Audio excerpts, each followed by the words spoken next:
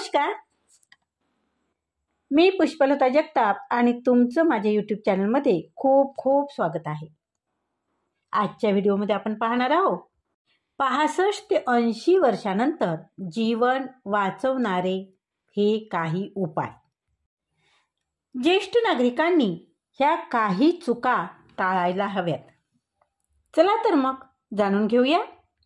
मित्रांनो, तुमचं वय 65 ते 80 वर्षाच्या दरम्यान असेल आणि तेव्हा एक अशी गोष्ट आहे जी या वयोगटातील खूप लोक दररोज नकळत करत आहेत आणि त्यांना त्याचे नुकसान सुद्धा कळत नाही.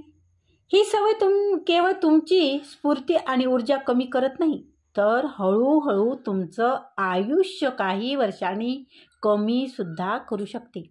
आणि खरं सांगायचं तर एका विशिष्ट वयानंतर तुमच्या शरीरात असे बदल घडत असतात की काही सवयी आधीपेक्षा अधिक धोकादायक ठरतात. ज्या गोष्टी तुम्ही 40व्या 50व्या वर्षी सहज करू शकत होता, त्या आता तुमचं आरोग्य गंभीर धोक्यात टाकू शकतात. आणि बहुतेक लोकांना याची जाणीव तेव्हाच होते जेव्हा खूप उशीर झालेला असतो. आणि म्हणूनच या व्हिडिओमध्ये आपण अशा 5 गोष्टीबद्दल बोलणार आहोत ज्या तुम्ही लगेच बंद करणे अतिशय आवश्यक आहे.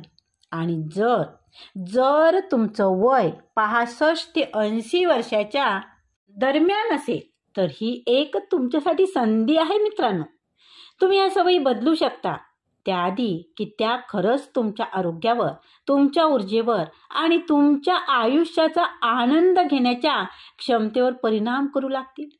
शेवटपर्यंत माझ्यासोबत तुम्ही जोडलेले राहा, कारण कुठलीही गोष्ट पूर्ण समजल्याशिवाय त्या गोष्टीला किंवा त्या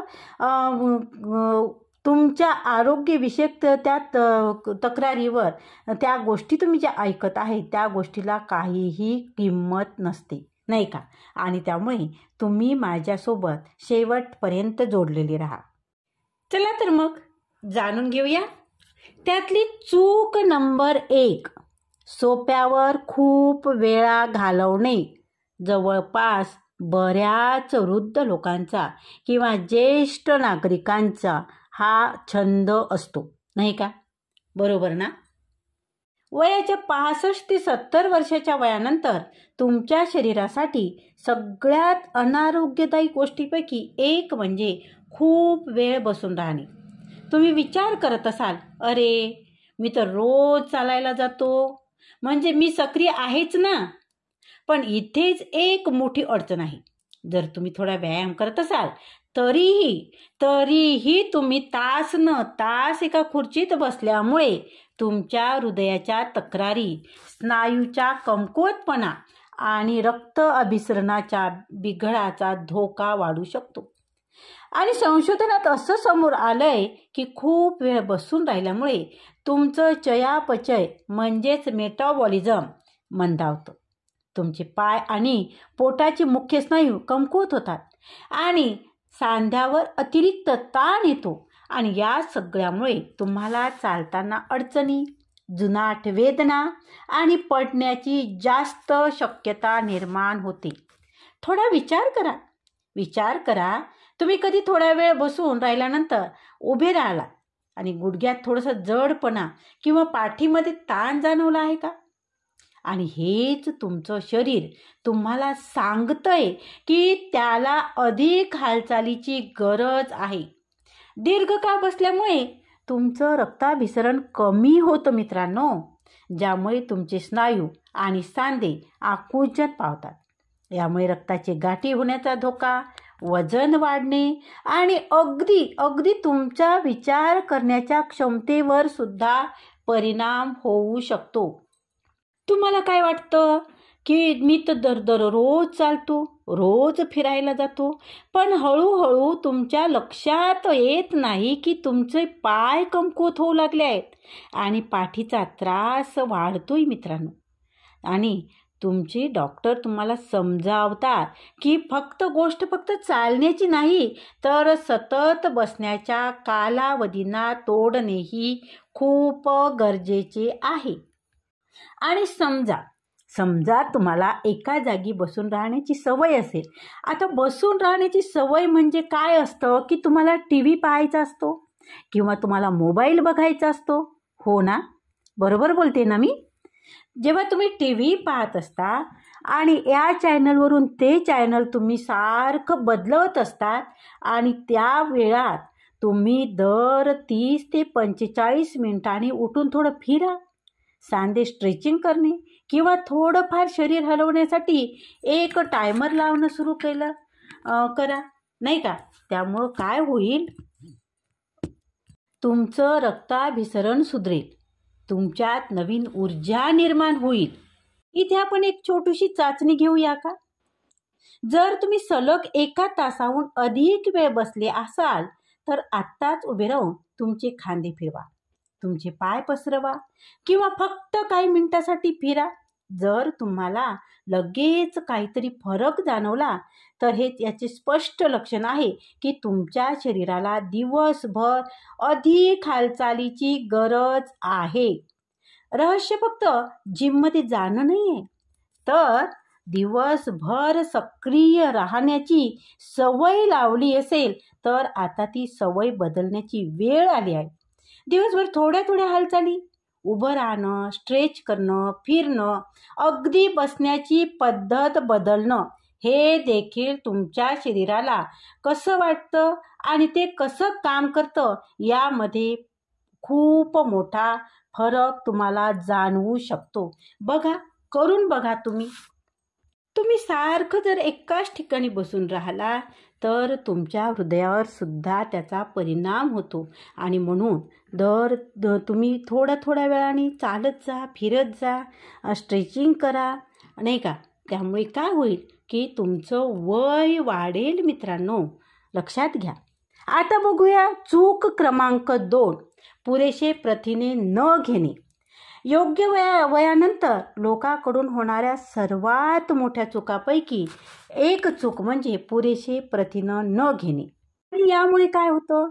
यामुळे त्यांना त्यांच्या स्नायूच्या ताकदीची आणि स्फूर्तीची किंमत मोजावी लागते. तुम्हाला वाटू शकतं, मी तर भरपूर खातो, आणि भरपूर खाणे आणि व्हिटॅमिन युक्त खाणे यात खूप फरक आहे, हे लक्षात घ्या. मला सहज वाटतं, मी भरपूर खातो त्यामुळे मी खूप ठीक आहे, माझी तब्येत चांगली आहे, मला कुठलाही आजार नाही आणि मी धडधाकट आहे, हे तुम्हाला असं वाटू शकतं आणि इथेच तुमची चूक होतं. काय होते, खरं पाहता जसं तुमचं वय वाढत जातं तसं तुमचं शरीर प्रथिनांचा पूर्वीसारखा उपयोग करू शकत नाही. याचा अर्थ असा की तुमच्या स्नायूंना योग्य आकारात ठेवण्यासाठी तुम्हाला प्रत्यक्षात जास्त प्रथिनांची गरज असते. जर तुम्ही तुमच्या प्रथिनांकडे लक्ष देत नसाल तर तुम्ही नकळतपणे तुमचे स्नायू गमावत आहात आणि स्नायूचे हे नुकसान, ज्याला आपण सार्कोपिनिया असं म्हणतो, ही एक अशी गंभीर स्थिती आहे की जी वृद्धापकाळात स्वावलंबी राहण्यासाठी मोठा धोका ठरू शकते. हे हळूहळू होतं आणि बहुतेक लोकांना हे तेव्हाच कळतं जेव्हा खुर्चीतून उठणं, किराणा सामान उचलणं किंवा जिना चढणं अशा दैनंदिन गोष्टी खरंच एक मोठी कसरत वाटायला लागते. आणि खरी अडचण काय आहे माहीत आहे का? की खरी अडचण अशी आहे की एकदा का तुम्ही तुमचे स्नायू गमावले की ते पुन्हा मिळवणे खूप कठीण आहे. आणि जेव्हा तुमचे स्नायू कमकुवत होतात तेव्हा तुमचं संतुलन सुद्धा बिघडते मित्रांनो. आणि त्यामुळं काय होतं की पडण्याचा आणि दुखापतीचा धोका मात्र अधिक वाढतो. बऱ्याच वृद्ध गृहस्थांना असं वाटतं की मी तर भरपूर खातो, मी तर नीट खाणं खात आहोत, त्यामुळे मी तर स्ट्रॉंग आहोत. परंतु होतं काय की हळूहळू तुमच्या पायात कमकुवतपणा जाणवायला लागतो, तुमचे बाहू बारीक होतात आणि तुमच्या शरीरात आधीसारखी ऊर्जा राहत नाही. आणि मग तुम्ही जेव्हा डॉक्टरकडे जाता तेव्हा डॉक्टर तुम्हाला सांगतात की तुमच्या स्नायूंना पोषण देण्यासाठी पुरेसे प्रथिने मिळत नाही. मग मग काय करावं लागते की डॉक्टरने जे काही पथ्य पाणी दिलेले आहे, जे काही औषधी दिलेले आहे, ते वेळेवर आपल्याला घ्यावं लागते. त्यासाठी तुम्ही तुमच्या आहारात आधीच प्रथिनाचं प्रमाण वाढवलं तर, नाही का? तुम्हाला ह्या गोष्टीला सामोरे जायची गरज राहणार नाही, नाही का? त्यासाठी काय करायचं की थोडं अंडी, उकडलेली अंडी, कडधान्य, सुकामेवा आणि प्रथिनेयुक्त दूधजन्य पदार्थ तुम्ही तुमच्या जेवणात समावेश करा. आणि तुम्हाला लक्षात येईल की काही दिवसानंतर तुम्हाला तुमची ऊर्जा परत मिळाल्यासारखं तुम्हाला वाटायला लागेल. आणि एक प्रयोग करायचा का आपण? तुम्ही सध्या तुमच्या स्नायूच्या ताकदीची तपासणी करू इच्छिता का? तर त्यासाठी हाताचा उपयोग न करता खुर्चीवरून उठण्याचा तुम्ही प्रयत्न करून बघा. जर हे कठीण वाटत असेल तुम्हाला किंवा जर तुम्हाला अस्थिर वाटत असेल तर हे एक संकेत असू शकते की तुमचे स्नायू आता कमकुवत होत आहेत आणि तुमच्या शरीराला अधिक प्रथिने आणि थोडी बळकट व्यायाम करण्याची आवश्यकता आहे, जेणेकरून पुढचे नुकसान टाळता येईल. आणि म्हणूनच जर तुम्ही अजूनही तुमच्या 40 किंवा 50व्या वर्षी सारखाच आहार घेत असाल तर आता तुमच्या आहाराचा पुनर्विचार करण्याची वेळ आली आहे. अधिक प्रथिने केवळ एक चांगली कल्पना नाही, तर ते मजबूत, गतिशील आणि स्वावलंबी आयुष्य जगण्यासाठी आवश्यक गोष्ट आहे मित्रांनो. आता बघूया चूक क्रमांक 3. तिसऱ्या चुकीकडे वळूया. तर ती चूक आहे झोपेकडे दुर्लक्ष करणे आणि शरीराच्या दुरुस्ती यंत्रणेला गडबड होणे. खूप लोक असं समजतात की वृद्धापकाळ म्हणजे झोप कमी लागणं. हे नैसर्गिक आहे, पण हे सर्वात मोठ्या गैरसमजुतीचे पैकी एक गैरसमजूत आहे. खरं तर असं आहे की तुमच्या शरीराला अजूनही चांगल्या दर्जाच्या झोपेची गरज असते. केवळ आरामासाठी नाही मित्रांनो, तर तुमच्या स्मृतीसाठी सुद्धा. आणि त्याचबरोबर स्नायूच्या दुरुस्तीसाठी, हृदयाच्या आरोग्यासाठी आणि अगदी तुमची रोगप्रतिकार शक्तीला मदत करण्यासाठी सुद्धा. अडचण अशी आहे की वय वाढत गेल्यावर बऱ्याच वेळा लोक खराब झोपेच्या सवयीमध्ये अडकून जातात. की बऱ्याच जणाला वाटतं आता काय बाबा, आमचं वय झालं ना, आता झोप कशी येणार, आमची झोप तर कमीच होईल ना. ही जी तुमची विचार करण्याची पद्धत आहे ते पहिले तुम्हाला बदलावी लागेल. आणि कमी झोपेमुळं काय होतं की तुमची प्रत्येक दिवशी तुम्हाला कमी झोपेमुळे थकवा जाणवतो, शरीरात सूज वाढते आणि विचारशक्तीशी संबंधित समस्या तुम्हाला येण्याचा धोका येतो. म्हणजेच काय, तर तुमची जी विचार करण्याची शक्ती आहे ती विचार करण्याची शक्ती कमी होते, विसराळूपणा वाढतो, स्मरणशक्ती कमी होते. ह्या सगळ्या समस्या केवळ झोप कमी केल्यामुळं ह्या समस्यांना तुम्हाला तोंड द्यावं लागतं. आणि जर तुम्ही कधी स्वतःला मध्यरात्री उठलेलं पाहिलं आहे किंवा तुम्ही मध्यरात्री उठले असाल आणि मग नंतर झोप येण्यासाठी तुम्ही धडपड करत असाल किंवा पूर्ण रात्र झोपूनही सकाळी सुस्त वाटत असेल, तर कदाचित तुमच्या शरीराला ती खोल ताजीतवानी झोप मिळत नाही. जी झोप तुमच्या शरीराला पाहिजे आहे, ज्या झोपेची तुमच्या शरीराला गरज आहे, जी गाढ झोप तुम्हाला हवी आहे, तीच गाढ झोप तुम्हाला आता मिळत नाही. बरेचदा वृद्ध लोकांचं काय होतं की ते बाथरूमला जायचं म्हणून उठतात आणि नंतर त्यांना झोप लागत नाही आणि मग ते सतत सताड उघडे डोळे ठेवून बघत राहतात किंवा या कुशीवरून त्या कुशीवर होत राहतात. आणि मग जेव्हा सकाळ होते तेव्हा त्यांना सुस्त वाटायला लागतं, काही करावंसं वाटत नाही, कशात लक्ष लागत नाही. त्यामुळं काय होतं की तुम्हाला निरुत्साही वाटू लागतं आणि मग संबंध दिवस तुमचा असा आजारी असल्यासारखा तुमचा जातो, हो ना. आणि तुमच्या शरीराला जर ताजीतवानी झोप मिळत नाही, जे त्या शरीराला खरंच आवश्यक आहे आणि याचे परिणाम सुद्धा गंभीर असू शकतात. संशोधनातून असं दिसून आलं आहे की अपुरी झोप हे रोगप्रतिकारशक्ती कमी करते, हृदयविकाराचा धोका वाढवते आणि त्याचबरोबर स्मरणशक्तीशी संबंधित त्रास झपाट्याने वाढतो. म्हणजेच काय तर तुमचं विसरभोळेपणा किंवा लक्ष केंद्रित न होणे ह्या गोष्टींना सुद्धा तुम्हाला तोंड द्यावं लागतं. मी इथे पुन्हा एकदा सांगते की गाढ झोप आपल्या शरीराला खूप महत्त्वाची आहे. बरेच वृद्ध लोकांना असं वाटतं की वय झाल्यानंतर कमी झोप येणे हे सहज आहे किंवा वृद्ध होण्याचा एक भाग आहे किंवा वृद्धापकाळात ह्या गोष्टी घडतातच, घडणं हे सहज आहे.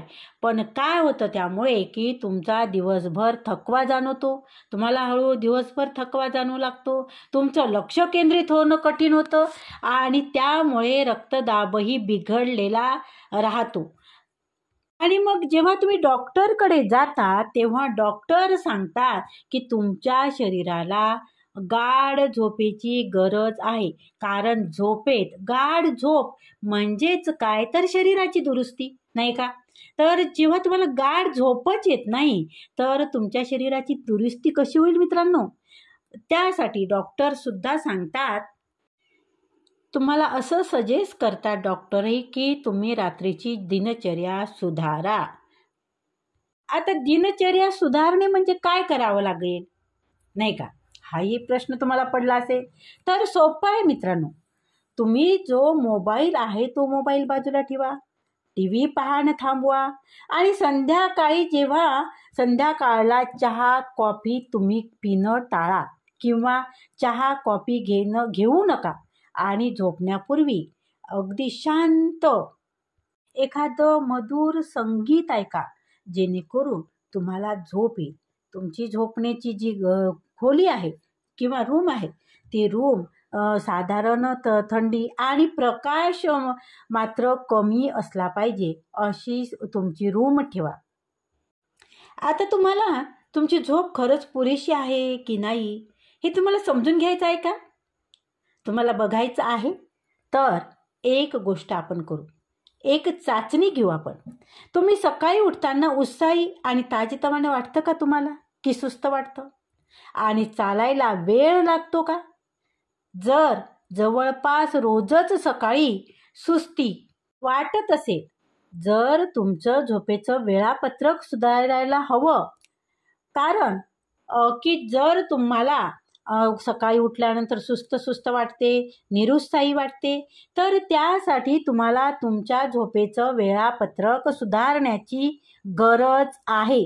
चांगली झोप ही ऐच्छिक नाही, ती तुमच्या दीर्घकाळाच्या आरोग्यासाठी, मेंदूच्या कामगिरीसाठी आणि शारीरिक तंदुरुस्तीसाठी फार महत्त्वाची आहे.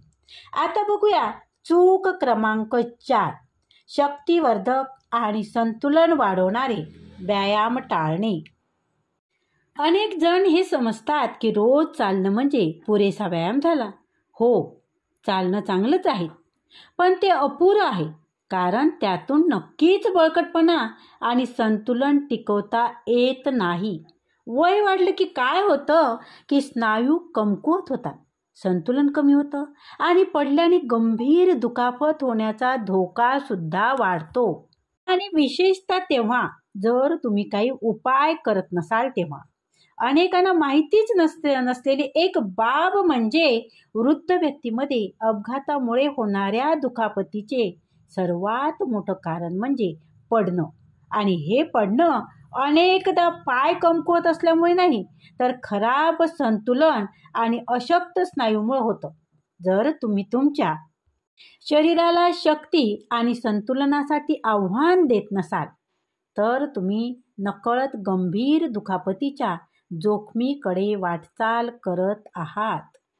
आता तुम्हाला माहीत आहे आपलं वय आता झालेलं आहे. वय आपलं 65 ते 80च्या दरम्यान आहे आणि अशा वेळी पाय तर थरथरतात. बऱ्याच जणांचा हा प्रॉब्लेम असतो. परंतु पाय मुरगाळणे किंवा पायाची कमकुवत असणे ह्यामुळे बरेचदा पडणं नसतं तर तुमचं खराब संतुलनसुद्धा त्याला कारणीभूत असतं. बऱ्याच वृद्ध लोकांना काय वाटतं, वयाची 74, 75 किंवा 70 पार पाडल्यानंतर त्यांना वाटतं की मी दुरुस्त आहे, मी दररोज चालायला जातो. त्यामुळे तुम्हाला वाटतं की माझी तब्येत ठीक आहे, मी दुरुस्त आहे. पण काय होतं की अचानक एखाद्या वेळेला तुमचं संतुलन ढासळतं आणि तुम्ही पडता आणि पडल्यानंतर इजा होणं, हाड मोडणं हे तर असतंच, नाही का?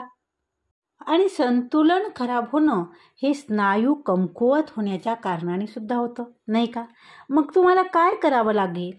तर तुम्ही सौम्य शक्तिवर्धक व्यायाम, शक्तिवर्धक गोळी, पोट आणि शरीर बळकट करणारे सराव आणि संतुलन सुधारण्यासाठी काही तुमच्या क्रिया ज्या तुम्ही तुमच्या रोजच्या दिनक्रमात तुम्ही त्या करायला पाहिजे. तुम्ही तसा तुमच्या रोजचा अशी आखणी करायला हवी की त्यामुळे तुमचा दिनक्रम सुरळीत तुमचा चालू होईल. आणि पडण्यामुळं काय होतं माहिती आहे का? पडलं, पाय मोडला, हात मोडला, त्याच्यामुळे काय होतं, एखादी इजा झाली की तुमचा आत्मविश्वास आपोआप कमी व्हायला लागतो. आणि हे जे व्यायाम आहे, शक्तिवर्धक व्यायाम म्हणजे खूप मोठं वजन उचलणं किंवा जिममध्ये जाणं असं नाही, तर अगदी साधा तो व्यायाम आहे, जे की एका पायावर उभं राहणं, पायाचे व्यायाम करणे आणि पायाचे व्यायाम करताना खुर्चीचा आधार घेणं आणि महत्त्वाचं म्हणजे तुम्ही तुमचं स्नायू आणि शरीर स्थिर ठेवणाऱ्या हालचालीवर लक्ष देणं. म्हणजेच काय, तर शरीराला बळकट येते आणि एकदा तोल गेला तर तुम्हाला पटकन सावरता येतं. आणि तुम्हाला आत्ताच तुमचं संतुलन तपासायचं आहे का? हे करून बघा. एका काउंटरजवळ जाऊन उभे राहा आणि एका पायाला जमिनीपासून थोडंसं वर उचला. पहा, तुम्ही किमान 10 सेकंद संतुलन राखू शकता का? आणि जर अडचण होत असेल तर स्पष्ट संकेत आहे की तुमच्या संतुलनावर काम करण्याची खूप गरज आहे. आणि जितकं लवकर सुरू कराल तितकं ते चांगलं आहे. तुमचे स्नायू आणि संतुलन हे तुमच्या शरीराचे मूलभूत बळ आहे आणि वयाच्या 60 नंतर त्याकडे दुर्लक्ष करणं म्हणजेच भविष्यात स्वयंपूर्ण चालणं गमावण्याकडे एक वेगवान पाऊल टाकल्यासारखं नाही आहे का? जर तुम्ही आजही केवळ चालण्यावरच भर देत असाल तर आता वेळ आहे बळकटपणा आणि स्थैर्य यांच्यावर लक्ष केंद्रित करण्याची, जेणेकरून तुम्ही सक्रिय, स्वावलंबी आणि पडण्याच्या जोखमीपासून दूर राहू शकाल. आता बघूया चूक क्रमांक 5. हायड्रेशनकडे दुर्लक्ष करणे आणि शरीराला कोरडं राहू देणे. 65 वर्षानंतरचा सर्वात दुर्लक्षित आणि आरोग्य धोका म्हणजे पुरेसं पाणी न पिणे. आणि बहुतेक लोक असं समजतात की मला फारशी तहानच लागत नाही, म्हणजे मी ठीक आहे. पण प्रत्यक्षात वयानुसार शरीराचे तहान देणारे संकेत हे कमकुवत होतात आणि म्हणूनच तुम्हाला तहान लागत नाही. आणि याचा अर्थ असा नाही की तहान लागण्यापूर्वीच तुमचं शरीर पाण्याची गरज नाही, तुमच्या शरीराला पाण्याची गरज नाही, असा याचा अर्थ अजिबात होत नाही. तर तुमचं शरीर त्यामुळे बराच वेळ तुम्ही पाणी पित नसल्यामुळे निर्जलीकरणाच्या अवस्थेत पोचलेलं असतं. आणि दीर्घकाळ पाणी न पिल्याने थकवा, सांध्यात वेदना, बद्धकोष्ठता, मूत्रपिंडाशी संबंधित अडचणी, गोंधळ आणि अगदी अपघात होण्याची शक्यता वाढते. आणि याला निर्जलीकरण शांतपणे घडतं. बरेचदा अनेकांना वाटतं की दिवसभर काही ना काही पित असतो ना मी, काही ना काहीतरी पितच असतो ना मी.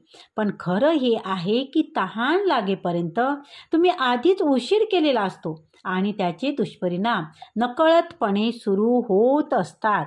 पाणी कमी झाले की स्नायू अशक्त होतात आणि सांध्याचे कुशनिंग घटतं आणि मेंदूचं कार्य मंदावू लागतं. त्यामुळे चक्कर, गोंधळ आणि दुखापत होण्याचा धोका वाढत जातो. आता बघा, बऱ्याच वयोवृद्ध लोकांमध्ये पाणी न पिण्याची ही एक सवय असते की त्यांना तहान लागत नाही, त्यामुळे ते पाणी पित नाही. पण त्यांचा गैरसमज असा असतो की मी तर सकाळी कॉफी घेते, जेवणासोबत थोडं पाणी पिते, नाही का, पाणी तर पिते मी. पण तरीही तुम्ही असं का म्हणता की मी पाणीच पित नाही? अशा बऱ्याच वृद्ध लोकांचे तक्रारी मात्र असतात. त्यावर एक छोटा उपाय सांगू का? तुम्ही सकाळी उठल्यावर लगेच एक पूर्ण ग्लास पाणी प्यायला सुरुवात करा. दिवसभर थोडं पाणी पिण्याची सवय लावा. तहान लागली नाही तरी तुम्ही तहान लागण्याची वाट पाहत बसू नका. आता तहान तुम्हाला लागणार नाही, कारण तहान लागली आहे हे जे सांगतं तुम्हाला, त्या पेशी आता कमकुवत झालेल्या आहे आणि त्यामुळे तुम्हाला तहान लागली हे कळत नाही. आणि म्हणून थोडं पाणी पिण्याची सवय तुम्ही लावायला पाहिजे. त्याचबरोबर चहा, कॉफी ह्याचं सेवन सुद्धा तुम्ही कमी करायला पाहिजे, नाही का? आणि हे जर तुम्ही केलं तर काही आठवड्यातच तुमचं पचन सुधारेल, शरीरात जडपणा कमी झालेला तुमच्या लक्षात येईल आणि मन अधिक जागरूक तुम्हाला वाटू लागेल. आणि तुम्हाला तपासायचं आहे का तुम्ही खरंच पाणी पिता का, पुरेसं पाणी पिता का? तर बघा, चला एक आपण उपाय करू किंवा एक आपण प्रयोग करू. तर तुम्हाला काय करायचं आहे की तुमच्या हाताच्या मागच्या बाजूची त्वचा सौम्य चिमटा काढा आणि 1 सेकंद तशीच धरून ठेवा. जर त्वचा लगेच परत आली तर तुम्ही हायड्रेटेड आहात, पण जर ती परत येण्यास वेळ घेत असेल तर तुमच्या शरीराला पाण्याची गरज आहे. बघा करू. तुमच्या हाताला मागच्या बाजूला एक चिमटा काढा, त्वचा हातात घ्या, एक चिमटा काढा आणि थोडं वर उचला आणि नंतर लगेच सोडा. जेव्हा ती पूर्ववत होत असेल तर गरज नाही, परंतु वेळ घेत असेल तर तुमच्या शरीराला पाण्याची गरज आहे. आणि जर तुम्ही त्याच्यावर सुधारणा करू इच्छित असाल तर फक्त 1 ग्लास पाणी जवळ ठेवा आणि दिवसभर थोडं पाणी तुम्ही पित राहा.